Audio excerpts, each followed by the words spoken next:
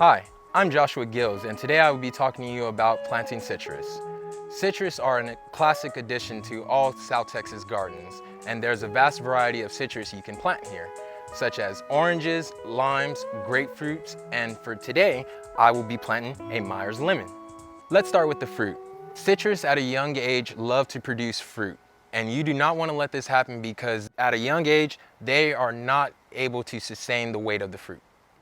Citrus takes a lot of energy to produce fruit, and you'd rather have that energy being spent growing the root system and having stronger, sturdier branches that will help support the weight of your fruit. Citrus will start to produce white flowers when it's ready to bloom, and all you will do is just come, pluck it right off, and there goes the energy right back into the plant.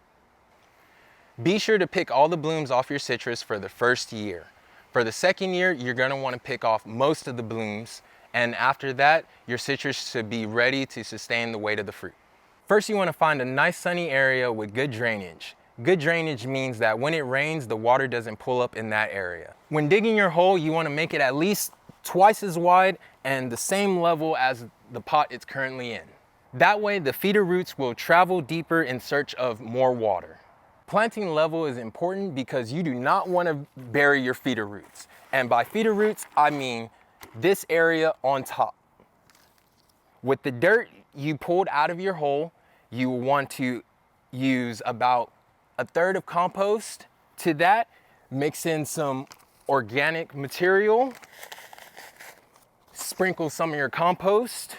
You want to mix up your organic food and your compost into the dirt. That way it gets nice and mixed up and you have a nice even mixture. What this does, it helps break up that nice hard clay soil and allows for new roots to penetrate that existing soil. The compost helps break up the soil, whereas the organic food helps the root system get more established. Now that you've had your mixture of dirt, compost, and organic food, you can backfill and make sure to remember not to cover up your feeder roots. You backfill nice and even, making sure your citrus is nice and centered. You'll notice that I am backfilling around the root ball and not on top. What this does is that this protects the feeder roots from being covered. If they get covered, they will be suffocated and that will lead to the decline in your citrus tree. Another useful tip would be to clip these lower branches or sucker sprouts, which would help give you better tasting fruit. Now it's time to create a tree ring and stake up your citrus for stability. Using some mulch and leftover dirt, I'm going to create a tree ring as such. I start from the center to make a nice even berm. And what that berm does, it helps focus your water straight down into the root system. You want to create about a 3-foot wide tree ring, and that helps preventing grass from growing into your citrus. This is a huge no-no because grass can suffocate your citrus just as well as dirt on top of your feeder roots. We have staked our citrus up with 2 T-posts, and that helps keep your citrus from swaying in the wind. When tying up citrus, you never want to use wire. Wire will dig into your trunk and that would harm your citrus. You want to use something soft like this arbor tie when tying up your citrus. Find the center branch.